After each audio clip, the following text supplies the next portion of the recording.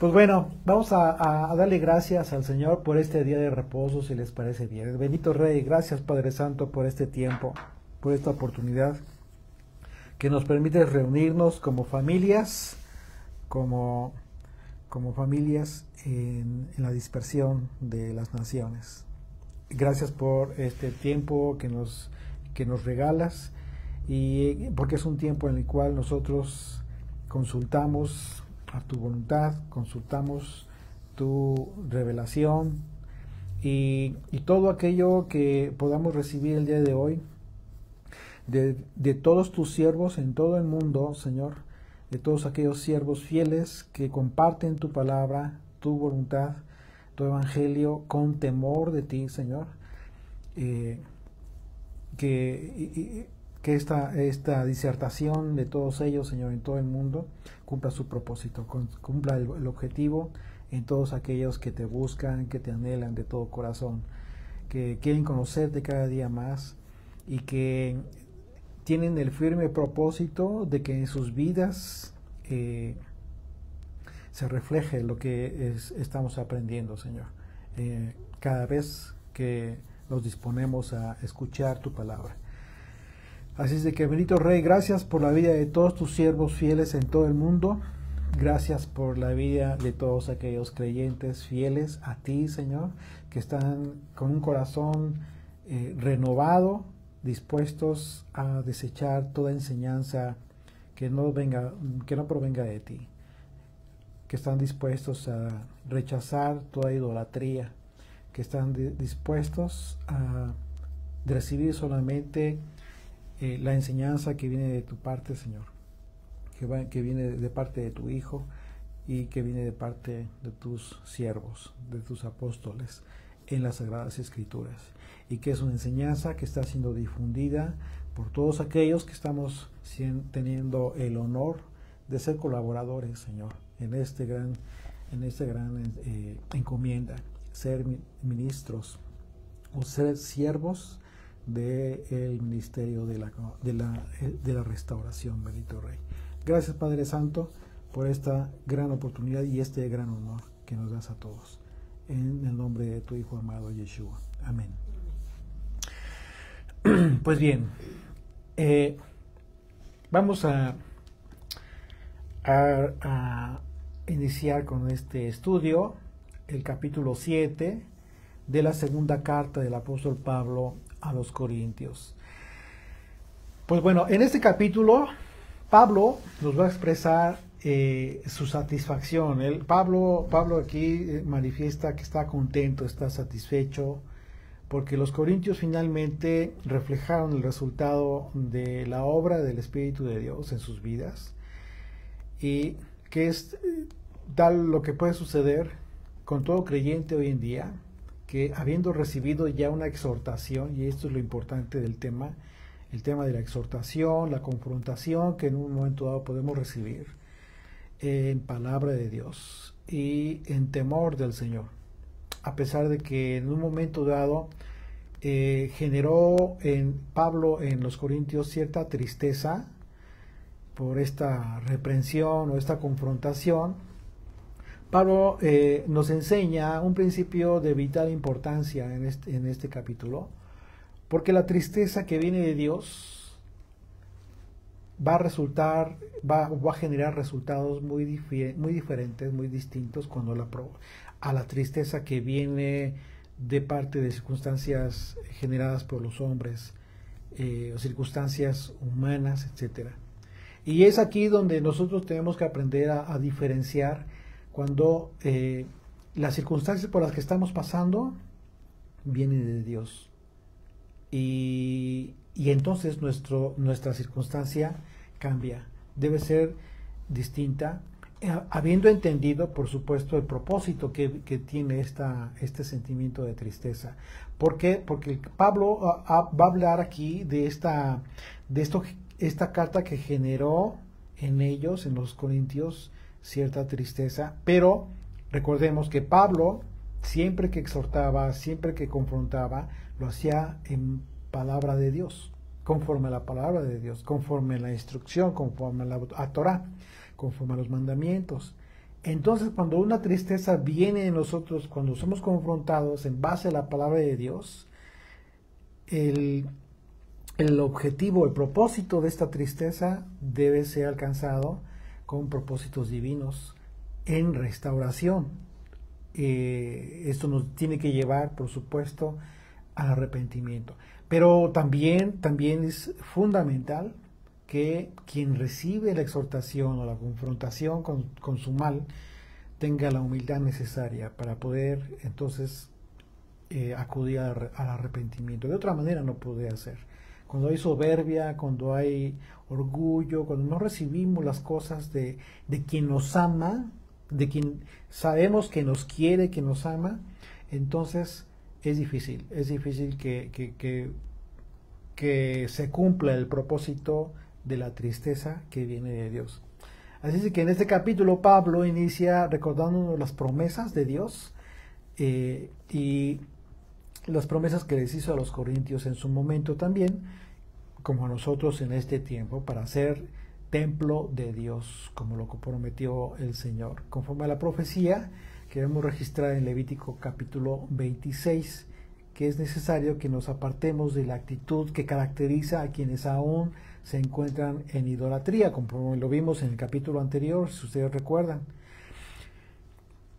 Vamos a capítulo 6, el capítulo anterior, ahí en el versículo 14, por favor acompáñenme, vamos a regresarnos ahí en sus escrituras, en el capítulo 6 de esta segunda carta, verso 14, dice: no os unáis en yugo desigual con los incrédulos, porque qué compañerismo tiene la justicia con la injusticia, y qué comunión la luz con las tinieblas, y qué concordia Cristo con Belial, o qué parte del creyente con el incrédulo, y qué acuerdo hay entre el templo de Dios y los ídolos, porque vosotros sois templo de Dios viviente, como Dios dijo: habitaré y andaré entre ellos, y seré su Dios, y ellos serán mi pueblo.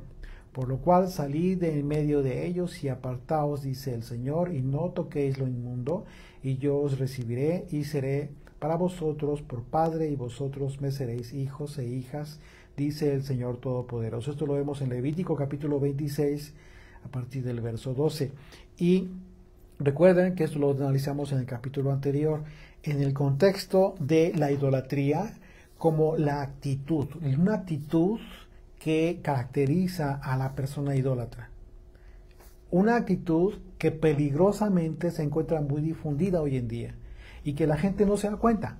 La gente está pensando que la idolatría ya la dejó atrás o que quizás jamás fueron idólatras porque no fueron católicos. Por ejemplo, que en la religión católica se veneran imágenes, por ejemplo, ¿no? Pero no están entendiendo aún todavía el contexto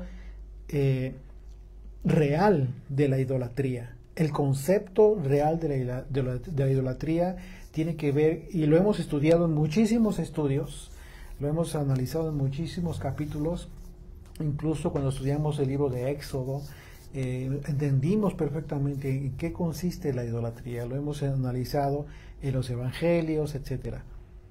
La actitud de los que dicen ser creyentes, eso es lo más peligroso, porque la idolatría peligrosa, la más tremenda, no es de quienes no conocen a Dios, de quienes no han recibido el evangelio. Ellos aún van a tener esa oportunidad. No, la idolatría más peligrosa, la idolatría que genera maldición, es aquella que se caracteriza por la actitud de quienes dicen ser creyentes. ¿Y por qué? Porque ¿cuál es la esencia? Si hablamos de la actitud, ¿cuál es la esencia de la idolatría? Recuerden, cuando la persona cree más en sí mismo y en lo que dicen los hombres antes que lo que dice Dios en su palabra. Es decir, cualquier cosa que te diga una persona, no importa quién sea un líder religioso, sea un pastor, sea etcétera, etcétera, que te diga algo con relación a la escritura, y resulta que la Escritura dice algo diferente, algo distinto. Pero tú le crees más a la persona. Por ejemplo, de repente hay mensajes difundidos en el sentido de que cuando un ejemplo voy a tomar cualquier, porque hay muchísimos, hay miles de ejemplos, pero un ejemplo cualquiera, cuando en un mensaje hablan de la copa que levantó Yeshua en el momento en que cenó la Pascua con sus discípulos antes de ir a la cruz. Y en ese momento comienzan a hablarte de las 4 copas de las que se practican en la religión judía, ¿no?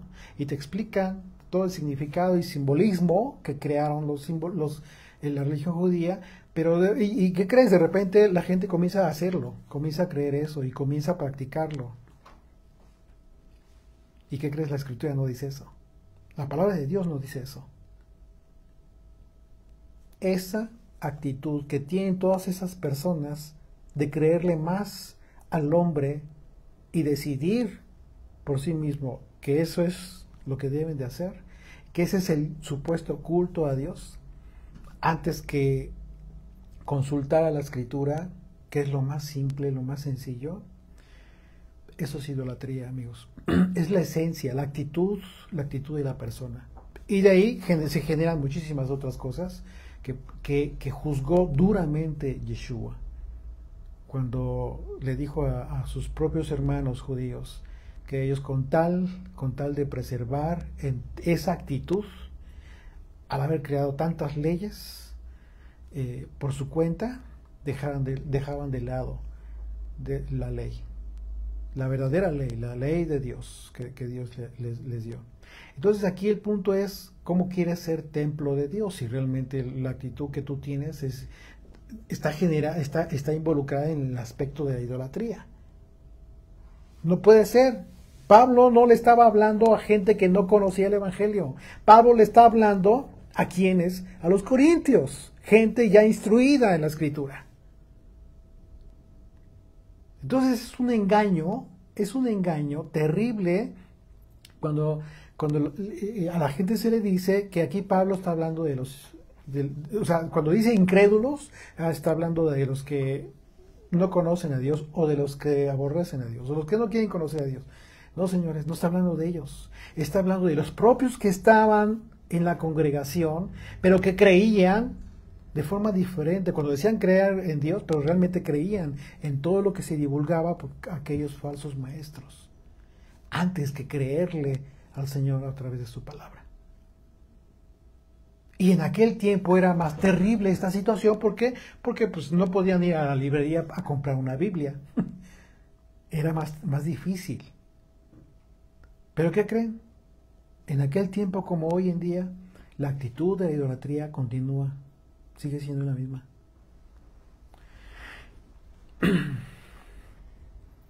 Así es de que Pablo, en el capítulo 6, en este pasaje que acabamos de hablar, habla incluso de una separación, una comparación, habla de Cristo y habla de Belial, habla de las tinieblas, habla de la luz, etcétera. Les está hablando específicamente de ese tema. Así es de que, habiendo ya entendido que, de acuerdo al contexto de toda la disertación de Pablo, conforme a los capítulos anteriores de esta carta, que jamás se refirió a los incrédulos como a aquellas personas que no conocen el Evangelio, sino a aquellos quienes conociendo y dicen creer en Dios, pero que en realidad creen más en las religiones creadas por los hombres que en lo que Dios estableció en su propia palabra. Como aquellos que medran el Evangelio para sus propios propósitos, como lo refiere en el capítulo 2 de esta segunda carta. Dice, pues no somos, dice verso 17, pues no somos como muchos que medran falsificando la palabra de Dios. Es 2 de Corintios, capítulo 2, verso 17. Pues no somos como muchos que medran falsificando la palabra de Dios, sino que con sinceridad, como de parte de Dios y delante de Dios, hablamos en el Mesías, en Cristo. hablamos en Cristo. Entonces, una vez más, Pablo les está hablando a los corintios, Pablo les está hablando a aquellos y les está advirtiendo de las falsas enseñanzas, les está diciendo claramente que se cuiden de todos aquellos que están divulgando un falso evangelio. Entonces, ahora Pablo se refiere a la promesa de ser parte de aquella profecía anunciada por Dios mismo para ser templo de Dios. Ser templo del Dios viviente y exhortándonos a ser limpios. Por supuesto, no podríamos ser templo de Dios sin esta purificación, ¿sí?, de toda contaminación, no solo en la carne, sino en el espíritu.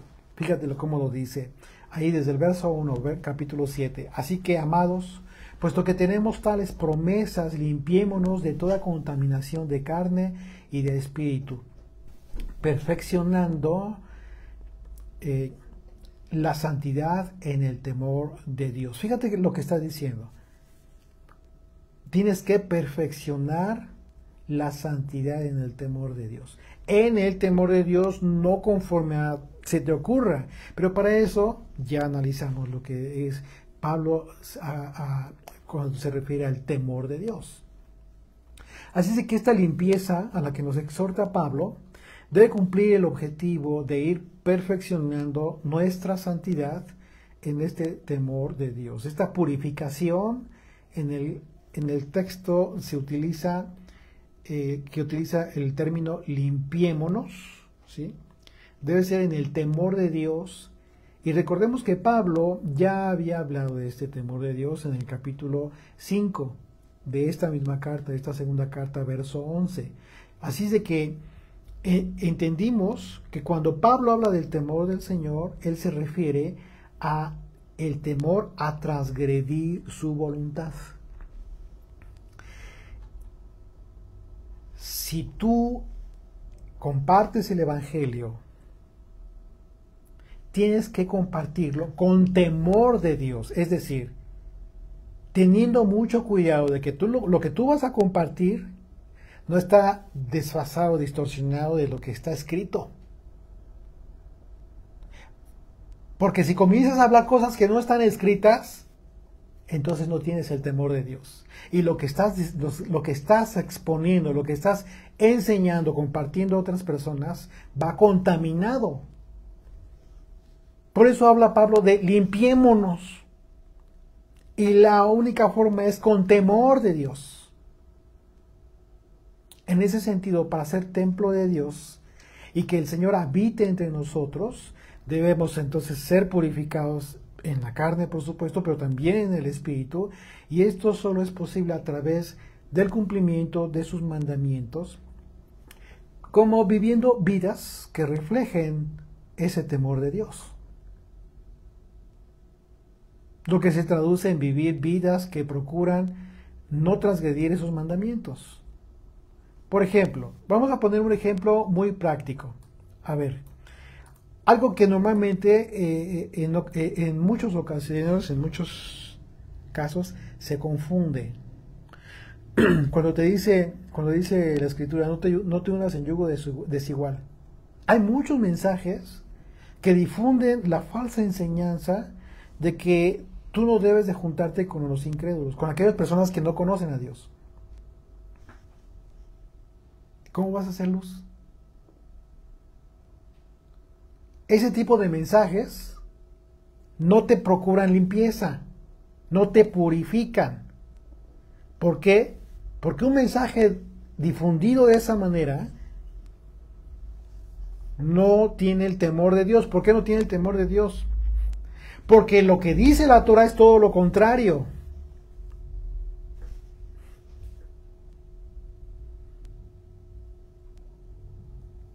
Es un ejemplo de muchas cosas que se difunden y que como una enseñanza, pero una falsa enseñanza, una enseñanza equivocada, que a final de cuentas no te permite tener una vida en testimonio real de esta transformación que deberías de tener, pero conforme a su voluntad. Entonces, para que tú puedas ser templo de Dios, templo del Dios viviente, tienes que dar un testimonio vivo de que Dios quiere que todos se salven, todos aquellos que no conocen al Señor. Hay gente que se confunde y hay personas que de repente empiezan como que a insistir demasiado en personas que ya les dijeron no me interesa tu mensaje. Esa es otra cosa, ese es otro aspecto, es algo que debemos cuidar mucho, debemos ser prudentes también en ese sentido, ¿sí? Pero aún así, tu propia vida, tu propio testimonio debe dar la imagen clara a las personas de que lo que tú predicas, lo que tú hablas, en lo que tú crees, realmente lo vives. El apóstol Juan, hablando de la limpieza de la maldad en todo humano, habló de la necesidad de confesar nuestros pecados como el principio más básico en este proceso de la purificación. Dice 1 de Juan, capítulo 1, verso 9, dice, si confesamos nuestros pecados, Él es fiel y justo para perdonar nuestros pecados y limpiarnos de toda maldad. Pero ¿cuál es el requisito? Confesar nuestros pecados. Pero para que tú confieses tu pecado, necesitas reconocer esa condición de pecado. Tú no vas a poder reconocer esa condición de pecado si no vas a acudir al arrepentimiento si no reconoces tu condición. Y por el contrario, te niegas o te ofendes cuando te lo hacen ver. Muchas veces no nos damos cuenta del error o del pecado en el que estamos cometiendo. Y en ocasiones es necesario que alguien más nos diga. Pero, ¿qué crees? Si tú no tienes la humildad para recibir la exhortación, pues estás en la misma o peor. ¿Por qué? Porque tampoco vas a recibirlo. No te das cuenta, pero tampoco estás dispuesto a recibirlo. Es un problema. Vivir nuestras vidas con la conciencia de lo que implica el entendimiento de estos conceptos desde el punto de vista bíblico va a hacer que nuestra forma de conducirnos frente a nuestros prójimos refleje la santidad que está siendo perfeccionada cada día en este ejercicio de los atributos que también nos ha provisto el Señor, porque también vienen de Dios. Dice el verso 2, fíjate lo que dice Pablo, admitidnos, está hablando de él y de los que estaban con él, admitidnos, a nadie hemos agraviado, a nadie hemos corrompido, a nadie hemos engañado. ¿Ya te das cuenta? Está hablando de la enseñanza, está hablando de la instrucción y está hablando de las ocasiones en que Pablo, como función propia de él, de siervo, exhortaba a los corintios. Aquí una vez más Pablo les pide a los corintios que les admitan a Pablo y a los que estaban con él, enseñando en aquella comunidad. Y les recuerda que ellos no habían hecho nada para agraviarles, ni para corromperlos. ¿Cómo corrompes a la congregación? Cuando comienzas a dar una enseñanza equivocada que no es, y que en ningún aspecto les habían engañado. Algo muy importante que con toda firmeza Pablo les asegura. Esto en el contexto del que viene hablando, es decir, en el contexto de la enseñanza que siempre les había ministrado con temor de Dios, ¿sí? Con temor de Dios.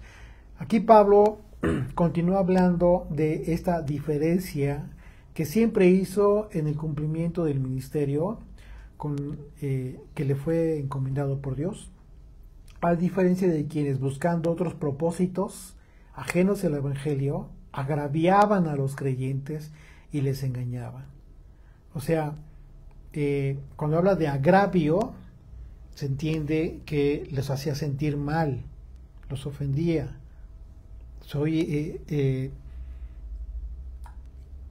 Esto debemos entenderlo. ¿En qué sentido? Bueno, Pablo estaba asegurando que él junto con los que estaban sirviendo, no les habían agraviado.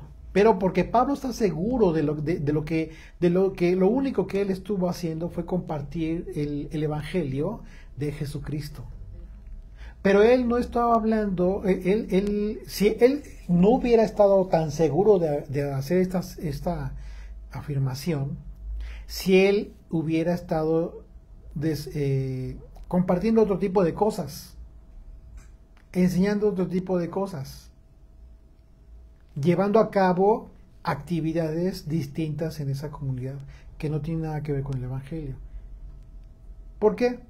Porque cuando tú te desenfocas de la enseñanza, del compartir el evangelio, estás expuesto, por supuesto, a que te equivoques y en su caso pues agravies a las personas cuando ya estás hablando de otras cosas que no tienen que ver con el ministerio en sí, con el llamado. Entonces sí, puedes agraviar a las personas. De repente puedes comenzar a decir cosas que les hagan sentir mal. Hoy en día estos aspectos se viven de forma muy, muy común en las congregaciones y lamentablemente a pesar de ello, las personas continúan recibiendo toda aquella enseñanza de esos ministerios, de los que se quejan incluso, con lo que esto resulta sin sentido, ¿sí? En ocasiones como sucedía con los corintios, que a pesar de ser engañados por otras personas, por otros otros maestros, como decía Pablo, a pesar de eso los aceptaban más que incluso a Pablo. Por eso les dice, admitidnos. ¿Por qué? Porque no les hemos engañado, no les hemos agraviado, no les hemos corrompido. Sin embargo, al mismo tiempo, Pablo les dice que esto, les dice que no se los dice para condenarlos en un sentido negativo, para reprocharles por resentimiento, porque ya les había confirmado el gran amor que él tenía por ellos. Así es de que en todo momento tiene Pablo el cuidado de decirles, no lo hago para hacerlos sentir mal. Y es que aquí Pablo, por supuesto que debe tener mucho cuidado porque está hablando de aspectos que eran muy susceptibles de entenderse mal si las personas no estaban bien enfocadas del tema del que estaba hablando. Dice el verso 3, no lo digo para condenaros, pues ya he dicho antes que estáis en nuestro corazón, para morir y para vivir juntamente. Entonces Pablo aquí tiene mucho cuidado de recordarles en todo momento que estas palabras que les está diciendo no son en un mal sentido, no es por reproche, no es por reclamo. Por supuesto que Pablo no buscaba juzgar a los corintios en un mal sentido, sino por el contrario, como él mismo lo refiere, ya les había anticipado que los amaba y que siempre los llevaba en su corazón.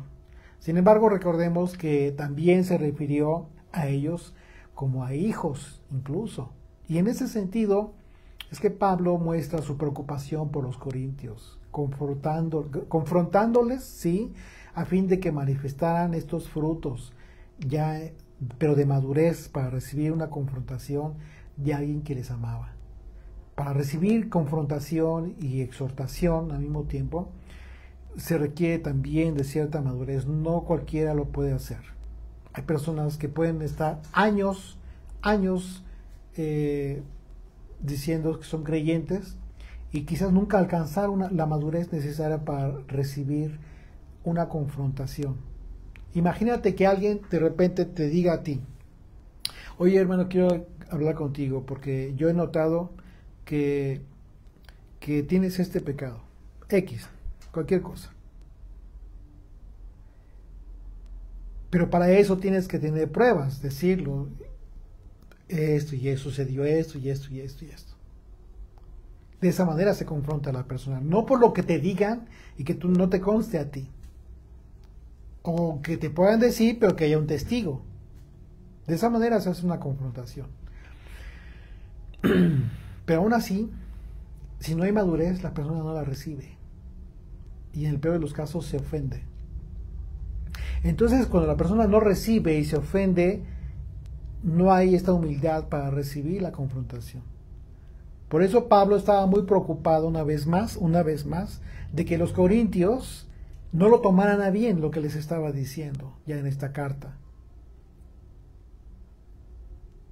Una de las cosas más tristes que sucede en nuestros días es que, y es la razón precisamente por la que la iglesia pues no madura, es porque las personas no están dispuestas a recibir confrontación, como en el caso del que está haciendo Pablo en este caso. Porque eso implicaba de mucha franqueza, por un lado, por el lado de Pablo, pero al mismo tiempo confianza en la madurez de quienes tendrían que recibir esta confrontación. Así es de que estos son aspectos en los que debemos madurar como congregación. Y cuando hablo de congregación no hablo de grupitos de ministerios que se digan que son mundiales y que al final de cuentas son unos cuantos, ¿no? Realmente. ¿Por qué? Porque cuando es virtual, sí, realmente es un engaño decir que no, mi congregación o mi ministerio de tantos, digo, hay que tener una mente de cacahuate como para pensar que podemos ser selectivos y andarle diciendo a la gente, los que me sigan a mí son de esta forma, los que, o sea, de verdad, no hay madurez en una persona así que diga algo como eso. Y por supuesto no hay autoridad moral como para llevar a cabo una confrontación en los hermanos. O sea, la madurez debe de existir tanto en aquel que confronta como en aquellos que reciben la confrontación. Porque es en amor, Pero para esto tendría yo que decirles a ustedes o haberles manifestado mi amor para con ustedes para poderles confrontar. ¿Por qué? Porque entonces yo estaría con la confianza de que ustedes saben que les amo. ¿Sí me explico? Y Pablo lo hacía así, por esa razón, porque él sabía perfectamente que los corintios eran conscientes de que Pablo les amaba, de que las tribulaciones que había sufrido Pablo era precisamente con tal de servirles a ellos. Entonces, aunque esto es muy común hoy en día, la falta de madurez en unos y en otros, y cuando hablo de la congregación hablo del pueblo del Señor, en todo el mundo, en la dispersión del mundo, ¿no? Yo nunca me refiero a grupitos, ni el pequeño grupito remanente de estudiantes de la Biblia. Yo me refiero a la congregación del Señor, a las ovejas que son de Él, porque nosotros somos ovejas, todos somos ovejas del Señor. Hablo precisamente de esa madurez que debe haber y que falta todavía en toda la congregación para ir avanzando en estos frutos que el Señor está esperando de sus hijos. Dice el verso 4: mucha franqueza tengo con vosotros. Y bueno, aquí Pablo está hablando de este tema precisamente, de esa necesidad, de este elemento necesario que debe haber en la confrontación. Mucha franqueza tengo con vosotros, mucho me glorío con respecto de vosotros. Lleno estoy de consolación, sobreabundo de gozo en todas nuestras tribulaciones. A pesar, claro, por supuesto, valía la pena. Ese es un principio que debemos aprender todos. Pablo refiere que les habla de esta franqueza a los corintios, sin embargo, eso no implica que no se gloríe de ellos. Y la razón por la que deberíamos aprender todos este principio es porque tenemos entendido que los hermanos en la fe, en verdad, nos han manifestado muestra de amor verdadero. Significa que podemos recibir de ellos reprensión, como lo decía hace un momento. Si tú estás consciente de que alguien te ama, tiene aprecio sincero por ti, debes recibir Debes de manifestar esta confianza, expresar esta confianza para que esta persona pueda en un momento dado exhortarte, reprenderte, cualquier cosa. Y sabiendo que tú lo vas a recibir bien. Así es de que esto es necesario que nosotros en un momento dado lo consideremos. A pesar de las tribulaciones que en este caso de las que habla Pablo estaba sufriendo, él sentía consolación porque sabía que su sacrificio estaba dando frutos en los corintios, estaban ellos siendo transformados, estaban cambiando actitudes. La consolación de todo predicador de la palabra de Dios, ¿cuál es? Pues es saber que a pesar de las tribulaciones que pudiera vivir, ha valido la pena. Ha valido la pena por el fruto de aquellos en los que ha invertido su servicio. Esta frase que utiliza Pablo dice sobreabundo de gozo, también puede ser expresada como estoy sobremanera gozoso, o tengo un gozo que no se puede explicar. Y la razón es precisamente por las tribulaciones de las que era objeto el apóstol Pablo. A pesar de eso, él sentía gozo, pero claro, porque él estaba consciente de que en los corintios estaba dando frutos este servicio, este esfuerzo que él estaba haciendo por ellos. Claro. Yo creo que es la mejor recompensa que puede recibir alguien que predique la palabra de Dios. Saber que aquellos a los que les está sirviendo están dando frutos. Pero es una gran tristeza cuando no es así, cuando no hay avance, cuando vemos que las reacciones, el testimonio de las personas simplemente pues no cambia, o a veces incluso pues, se desvía, ¿no? Y eso es una gran tristeza. Imagínense a Pablo que en aquel entonces pues hasta cárceles, ¿no? Cárceles, azotes, como él mismo lo menciona en capítulos anteriores. Pero él estaba gozoso. Él, hablando de esas tribulaciones, se gozaba sabiendo el fruto que estaban dando los corintios en sus vidas.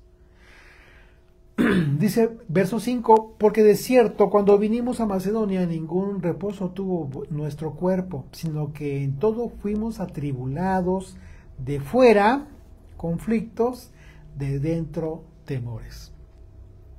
Pablo constantemente tenía conflictos de quienes estaban compartiendo un evangelio distinto o un falso evangelio, y con las consecuencias de sus mensajes en agravio de la fe de los creyentes. ¿Por qué? Porque ¿qué hacía Pablo? Pues recriminaba todo esto y exponía la verdad. Entonces lo perseguían a Pablo por esto. Esos eran conflictos de fuera, como lo dice.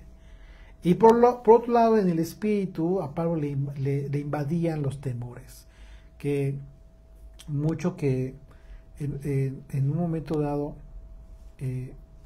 muchas personas que hubiesen recibido la palabra, la buena palabra, la palabra de vida, en un momento dado cayeran en confusión o que se perdieran por comenzar a creer cosas que no tenían que ver, ¿sí? Y ese era el temor de Pablo, el temor en su espíritu, a lo que él llama el temor de dentro. Yo creo que ese es el temor de muchos que estamos tratando de advertir, de poner focos rojos a todas aquellas personas, a los más que sean posibles, de que no caer en la mentira, o de no seguir, o de incluso dar marcha atrás en ese camino en que les han invitado a seguir respecto a enseñanzas que se han divulgado con falsa de este temor de Dios, que se han divulgado sin importar que el mensaje o los mensajes que están compartiendo no tengan un sustento bíblico, no tengan un sustento en la palabra, sino que tienen su sustento en fuentes ajenas, en tradiciones, en creencias de hombres, mandamientos de hombres. Por muchos simbolismos, alegorías que le quieran poner muy bonitas y que quieran embonar con todos los aspectos del Mesías y la cruz, todo eso es mentira. Ese es el gran error de las llamadas raíces hebreas. Toda enseñanza que siempre se va hacia la alegoría y hacia la fantasía y te desconectan de la palabra de Dios. Todo es simbolismo, todo es alegoría, todo representa esto y representa aquello. ¿Y en qué te está sirviendo? ¿Cómo lo aplicas para tu vida? ¿Y dónde está en la escritura eso que dices? Esa es la idolatría. Creer, seguir creyendo en eso. Tú que ya estás siendo advertido de esto, no me hagas caso a mí. Consúltalo al Señor. Óralo al Señor. Y que el Señor te lo confirme. O te diga, no, Humberto está loco. No sabe lo que está diciendo. Te lo está diciendo alguien que ya pasó por eso. Y que tuvo que dar marcha atrás en años de mi vida. De cosas aprendidas que he tenido que desaprender y partir de ceros. Bendito Dios por esa gran oportunidad, por ese amor que nos ha dado a mí y a mi familia de poder entender que tuvimos la oportunidad de rectificar caminos. Ese es el trabajo de este siervo. Imagínate el temor que yo tengo de que de repente yo vea que alguien que de repente estaba con nosotros aprendiendo y de repente ya está practicando algo totalmente ajeno al Evangelio, a la palabra de Dios. Ese es un temor terrible que tenemos. Pero en ocasiones ya no depende de nosotros. ¿Qué depende de nosotros? ¿Qué depende de ti si tú compartes el Evangelio? Bueno, lo que sí depende de ti es que cada vez que te dispongas a hablarle a los demás de la palabra de Dios, tengas temor de Dios. Lo hagas con temor de transgredir su voluntad que está plasmada en la palabra de Dios. Porque eso te va a evitar estar hablando cosas que no tienen que ver con la palabra de Dios.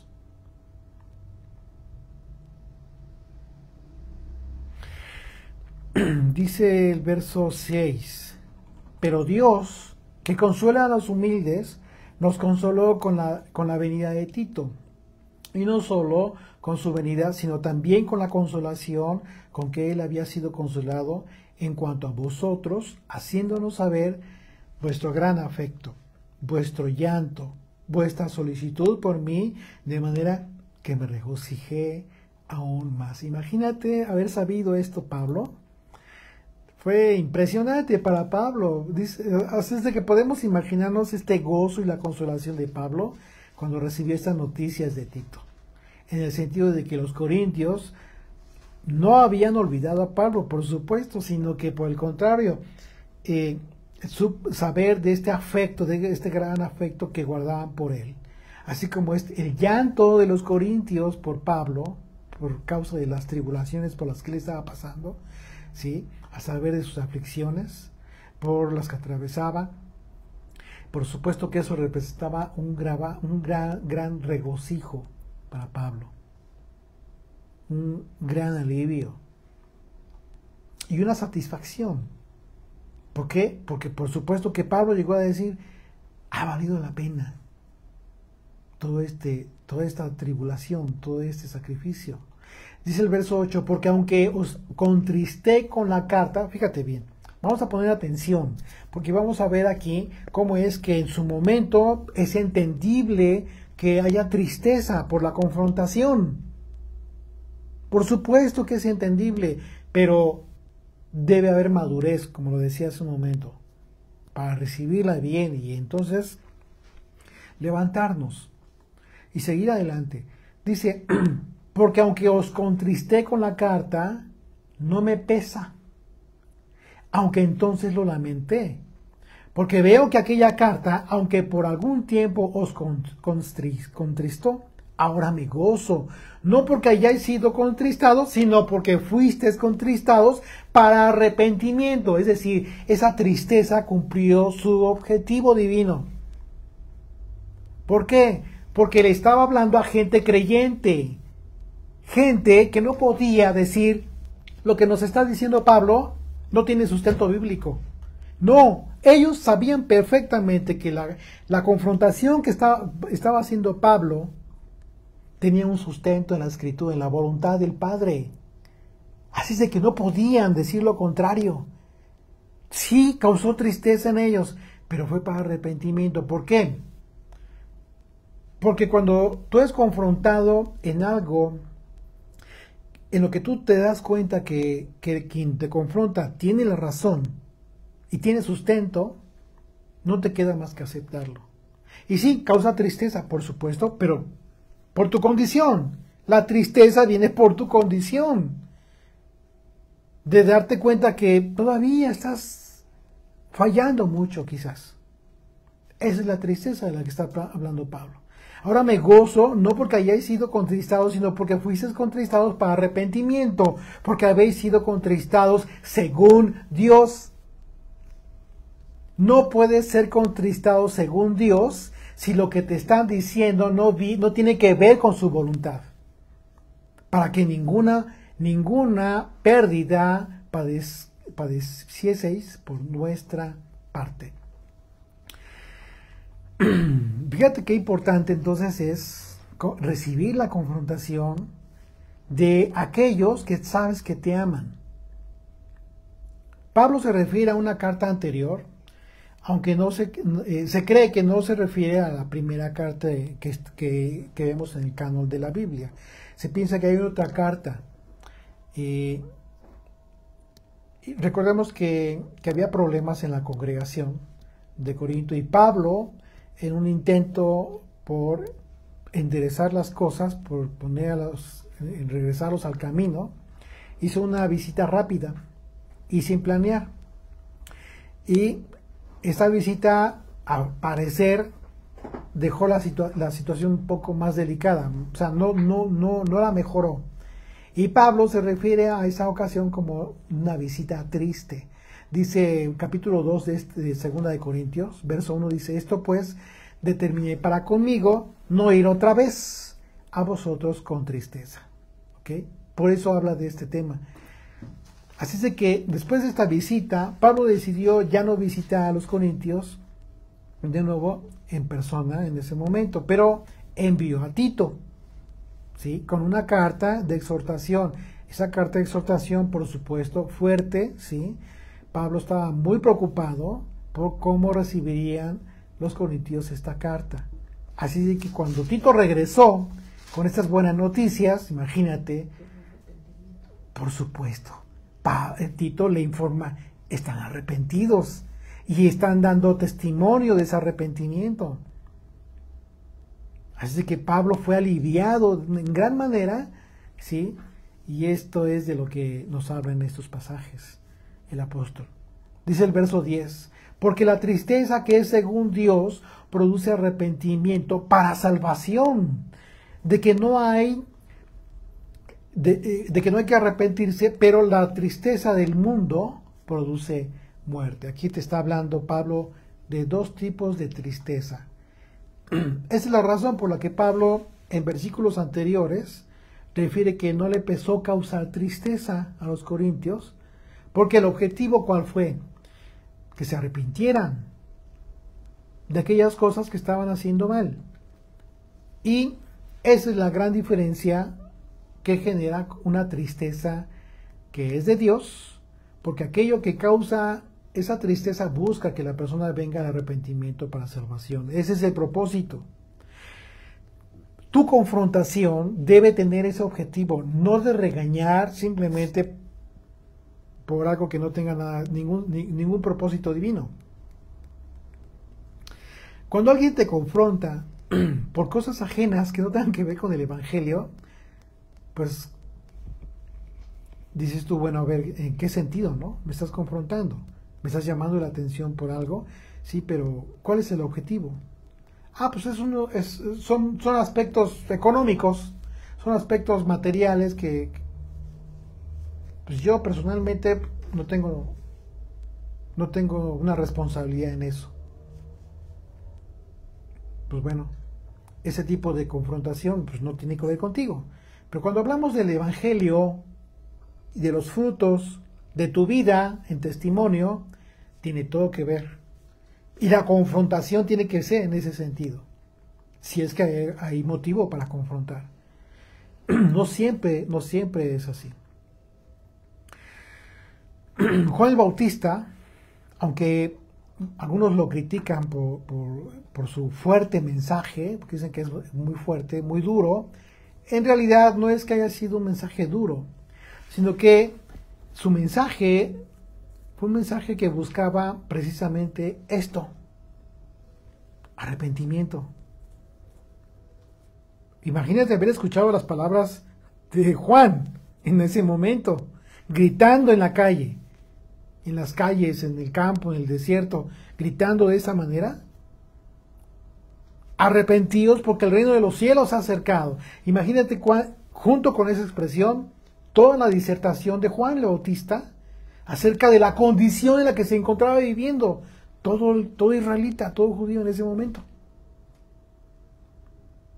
Terrible. Y era de viva voz, de boca en cuello. ¿No? De voz en cuello. Perdón. Terrible haber escuchado eso. Claro que es duro. Ahora, ¿a quién se lo decía? Pues hasta los religiosos llegaban ahí. A gente que estaba entendida de la condición en la que estaban viviendo. Y que estaban escuchando las palabras de Juan el Bautista, que tenían todo el sustento bíblico, todo el sustento de la palabra de Dios. ¿Causaba eso tristeza? Claro que sí. Y por eso era el mensaje. Desde qué fue lo que sucedió con Yeshua después de Juan el Bautista, la misma expresión fuerte que hizo Juan el Bautista, la misma expresión la tomó Yeshua y comenzó a decir: arrepentíos porque el reino de los cielos se ha acercado. Fueron sus primeras palabras en su ministerio de Yeshua. Entonces la tristeza que viene de Dios en este caso provenía de la confrontación que hizo Pablo a los corintios respecto a su pecado, que al recibirla con madurez en ellos produjo el arrepentimiento que es para salvación. Sin embargo, Pablo, al hablar de otro tipo de tristeza, se está refiriendo a aquella que provenía de personas o de acciones que buscaban el arrepentimiento, que no buscaban un arrepentimiento realmente, sino que buscaban entristecer a las personas, hacerlos sentir mal, pero solo para hacerles sentir culpables y sin esperanza. Por ello, la describe como una tristeza que es para muerte. Hoy en día, va a haber gente que a ti te diga, o que esté muy empecinada en recordarte tu pasado, en recordarte las cosas que hiciste mal en algún tiempo de tu vida pasada. Y eso te va a causar tristeza, pero esa tristeza es para muerte. Esa tristeza tú debes de revertirla, no la recibas. ¿Por qué? Porque tú debes estar firme, convencido de que has sufrido una restauración en tu vida y que esa restauración es para vida eterna. Sí debes de preocuparte si no ha habido esta restauración. Entonces sí preocúpate. Porque entonces lo que te estarán diciendo, a final de cuentas, seguirá en tu vida. Por eso es importante acudir al arrepentimiento. ¿Qué es lo que sucede cuando tú recuerdas tu vida pasada y estás consciente de que hiciste mal, de que te portaste mal, de que cometiste pecado, de que tuviste una vida sin Dios? Eso trae una tristeza, pero Esa tristeza se va en el momento que tú estás consciente de que en su momento acudiste al arrepentimiento sincero para cambiar tu vida. Así es de que no permitas, si este es el caso, si este es tu caso, que tu vida ha sido transformada, que ha sido tocada por Dios y que el Señor te ha permitido y te ha dado la oportunidad de restablecer, de restaurar tu vida y que tú has hecho cambios en tu vida sustanciales que transformaron tu vida, la vida de tu familia, entonces no permitas que todo aquello que te quieran decir para causarte esta tristeza, recordándote tu vida pasada, lo que hiciste mal, las cosas que te equivocaste, que quieran causarte esa tristeza, porque esa tristeza es para muerte. Eso no lo recibas. Eso no lo recibas. Ese tipo de confrontación no es una confrontación. Eso es una condenación que te quieren hacer. Pero no son nadie esas personas para condenarte. El único que condena es el Señor. Así es de que tú debes ser consciente de esta restauración que tú ya empezaste a vivir. Si ese es tu caso. Pero escúchame bien. Si tu caso es que has estado viviendo todo ese tiempo bajo un aspecto religioso, creyendo que sí, que crees en Dios y que al final de cuentas, pero que tu vida realmente sigue la misma, sigues cometiendo los mismos pecados de antes, pensando que Dios te perdona, no te engañes. Eso no es así. Sí, Dios te perdona y te da la oportunidad, pero para dejar de pecar. Dios le dijo a aquella mujer que no mataron finalmente a pedradas, le dijo, nadie te condena, ni yo te condeno. Ve y no peques más. Esa es la condición. Esa es la condición. Pero si tú has recibido la oportunidad y continúas pecando, considera que continúas en maldición. Considera que continúas sin esta restauración. Entonces todo aquello que te digan, ¿sí?, recordándote todo eso que eres, finalmente sí te causará una tristeza. Y esa tristeza es para muerte.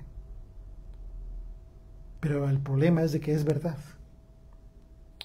Eso no aplica para todo aquel que ha sido restaurado por el Señor y que tiene un testimonio de vida no perfecto, pero sí en un esfuerzo constante, diario, de seguir su vida en base a la obediencia y el temor de Dios. Eso es lo que nos hace diferentes. No somos perfectos, no somos mejores que nadie más. De hecho, no buscamos ser eso. Sí, buscamos ser mejores personas. Pero lo único que nos diferencia a unos de otros es que buscamos en hechos tangibles y no imaginarios, no en un aspecto subjetivo, ser mejores cada día. Por el temor a Dios. Dice el verso 11, porque he aquí esto mismo de que hayáis sido contristados según Dios, qué solicitud, pero lo dice como una expresión, dice, qué solicitud produjo en vosotros, qué defensa, qué indignación, qué temor, qué ardiente afecto, qué celo y qué vindicación. En todo os habéis mostrado limpios en el asunto. ¿Ya te diste cuenta? Los está alabando. Pablo en este momento los está alabando. Dice, ¿de qué manera reaccionaron? ¡Qué impresionado estoy! Estos efectos son los que produce la tristeza que viene de Dios después de el arrepentimiento. Querer restituir, por supuesto, un verdadero arrepentimiento. Y se requiere de solicitud para mantenerse en ese cambio. Si uno se da por vencido fácilmente, entonces jamás puedes andar en arrepentimiento. El arrepentimiento llega a ser nuestra defensa ante la culpa de ser conscientes de nuestro pecado delante de Dios. ¿Eres consciente? Sí, pero ya acudiste al arrepentimiento. Y ese arrepentimiento, si es sincero, produce efectos, no nada más, ya estoy arrepentido, y te pones a chillar y ya, pero sigues con la misma. Bueno, no hay efecto, no hay un arrepentimiento sincero. El arrepentimiento sincero produce efectos tangibles en tu vida. La conciencia de la condición de pecado produce indignación respecto a la vida que llevábamos, una vida sin Dios e inconscientes de nuestra esclavitud al pecado. Imagínate, para que Pablo se haya expresado así de ellos, imagínate el informe que le dio Tito. Así es que cuando nuestro arrepentimiento ha sido motivado por esa tristeza que tiene un propósito divino, lo que nos purifica es precisamente la respuesta en hechos tangibles. Eso es lo que nos va purificando, ¿sí? Nuestros hechos, no las palabras, no el que digas esto, aquello, no que te pongas a chillar, no, tus hechos tangibles. Es lo que verdaderamente va purificando tu vida. ¿Sí? Estos hechos son caracterizados por ser solícitos, como lo dice Pablo, por la defensa, por la fe, por la indignación del pecado, por el temor de Dios, por el efecto que es manifiesto en quien está arrepentido, el celo por Dios que es manifiesto por la manifestación, en su momento por la restauración en obediencia, y la vindicación que menciona Pablo como la retribución que recibimos por el arrepentimiento sincero. Esa es la vindicación que nosotros podemos recibir. En todas estas características es bueno que seamos limpios, como lo dijo Pablo a los Corintios. En todo eso fueron limpios ustedes. Esto nos confirma una vez más que resulta de suma importancia la reacción que tengamos cuando alguien nos confirma, nos confronta con el pecado. Perdón, voy a tomar de agua.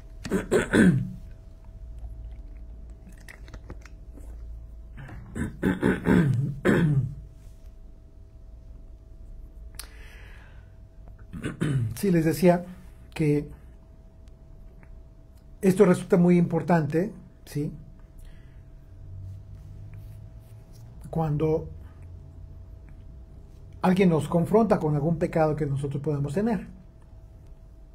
Lo lamentable sería que no nos arrepintamos y en consecuencia que no seamos purificados.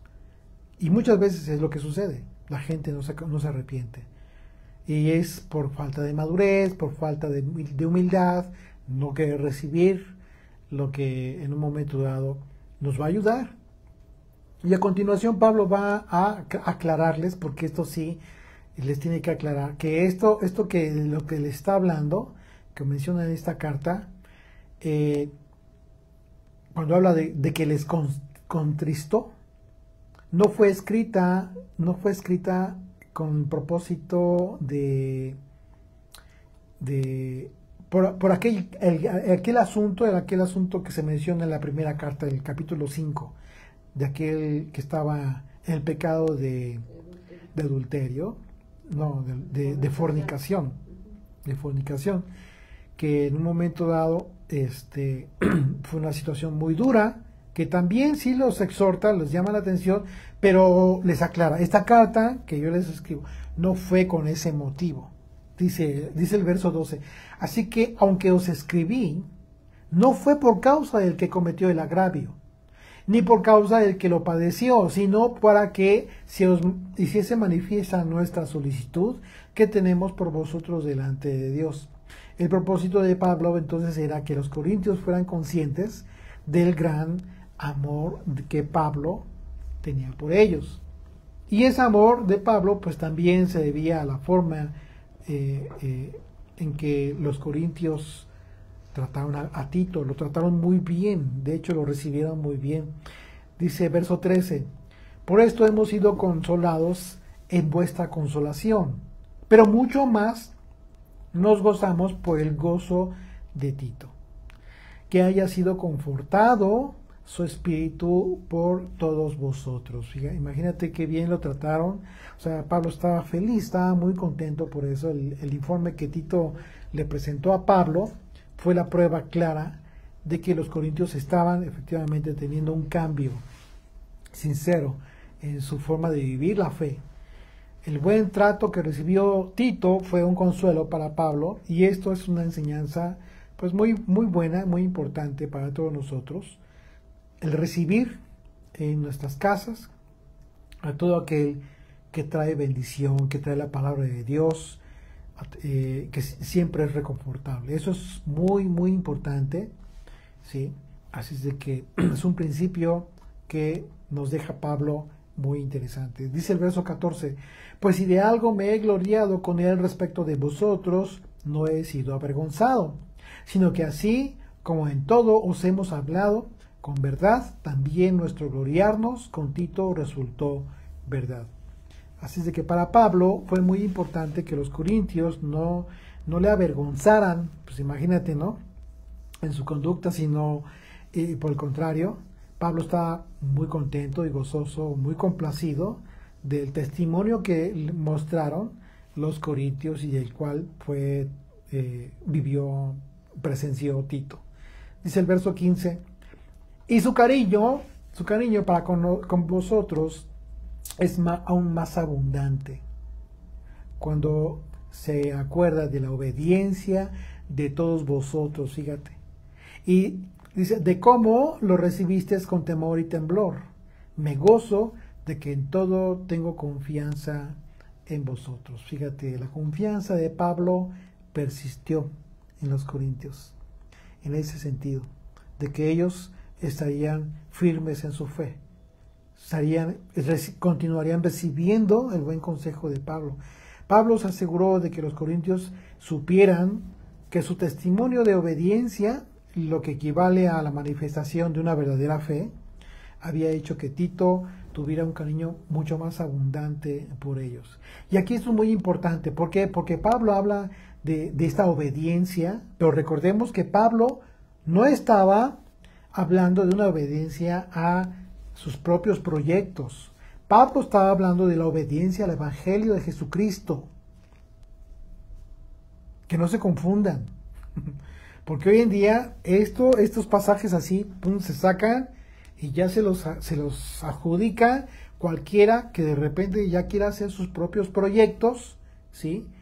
Y entonces echárselos en cara a la gente para obligarlos a que obedezcan cosas que no tienen que ver con el Evangelio. Pablo está hablando del Evangelio en todo momento. No está hablando de proyectos personales, ¿no? O sea, cosas que en las que haya invertido y que le diga a la gente, yo ya invertí, este es mi interés, ahora ustedes tienen que hacer lo correspondiente. O sea, ¿cuál era la inversión de Pablo? Su vida, sus prisiones, todos sus azotes. Esa fue su inversión. Si en algo pudo haberles exigido a los corintios o a los gálatas o a cualquier otra comunidad en que se invirtió él mismo, era precisamente en la obediencia al Evangelio de Jesucristo. No en otra cosa ajena. No se dejen engañar, no se dejen amedrentar por estos falsos, yo no sé, ya ni siquiera decirles maestros, porque no ven nada de maestros, falsos predicadores que predican cualquier otra cosa, menos lo que deberían de estar haciendo, continuar en el Evangelio, continuar meditando en el Evangelio de Jesucristo, en la Torá, en la voluntad de Dios, en un verdadero amor, un amor bíblico, un verdadero amor por las ovejas, que no son propias, porque nosotros mismos somos ovejas del Señor. Y si somos ovejas, tenemos que actuar en consecuencia. Hubo una gran diferencia entre aquella carta que Pablo escribió, ¿sí?, a que le llama una carta severa, y esta carta en donde Pablo elogia a los corintios, y la razón fue, ¿cuál? El arrepentimiento genuino que ellos tuvieron, ¿sí?, y que fue constatado precisamente por Tito. Esa preocupación que manifestó Pablo por los corintios es una gran enseñanza para todo aquel que ha recibido el llamado para ejercer el ministerio de la reconciliación. Porque un ministerio, al ser un servicio en favor de los creyentes, ¿sí?, nunca debe desarrollarse menospreciando la importancia que tienen las personas a pesar de sus fallas. Porque el ministerio de la reconciliación, a final de cuentas, tiene el propósito de que el siervo manifieste una gran preocupación por todo creyente. Porque sin ese amor por los hermanos en la fe, el ministerio carece de todo sentido. Así es de que preocupemos por servir, pero servir en el propósito divino, en el propósito que es divino y que le agrada al Señor y que está esperando que nosotros ejerzamos de forma digna, de forma prudente, pero sobre todo con temor de Dios. Amén. Bendito eres, Señor, gracias por estas cartas de Pablo, mi Dios, porque nos ayudan, nos confrontan, nos guían, mi Dios. Gracias porque en la misma situación están varias comunidades, varias congregaciones, mi Señor, y tu Espíritu, Señor, viene y al confrontar y al guiar hay la oportunidad de arrepentirse. Gracias por esa gran oportunidad que nos das del arrepentimiento, de buscarte, de volver a ti, Señor, de hacerte Teshuvá. Te alabamos por esa gran oportunidad, porque al haber esto nos restituyes, nos restauras, Señor, y haces obras maravillosas en cada uno de nosotros, Padre. Gracias porque nos permites tener esta vida, Señor, porque es un proceso en el que todo es aprendizaje, mi Señor. Aún las caídas, el levantarse, el depender de ti, el confiar. Gracias, Padre eterno, porque sabemos que todos y cada uno de nosotros estamos pasando por pruebas, por tribulaciones, por enfermedades, por angustias, por sufrimientos, pero sabemos que nada nos separará de ti, Señor. Nada nos separa de ti. Gracias, Yeshua, porque siempre estás con nosotros, guiándonos, ayudándonos, consolándonos, Señor. Gracias te damos, Padre. Te pedimos, mi Dios, que tu Espíritu, Señor, siga en cada uno de nosotros, haciendo esa labor, Padre, de convencer de justicia, de juicio y de pecado a todos aquellos que has de tener ya predestinados, mi Señor. Te pedimos también por esta nueva generación, por nuestros hijos, por los hijos de nuestros amigos, porque pongas en cada uno en su corazón el buscarte, mi Dios. Sabemos que a veces es a través de aflicciones, a través de pruebas, mi Señor, pero te pedimos que nuestro corazón esté confiado en ti, porque sabemos que tú estás haciendo una gran obra en nuestros hijos, en cada uno de los hijos de nuestros amigos. Gracias, Padre, porque dependemos de ti, y en qué mejores manos podemos estar sino en las tuyas, Señor. Gracias, Padre, en el dulce nombre de Yeshua. Amén. Amén.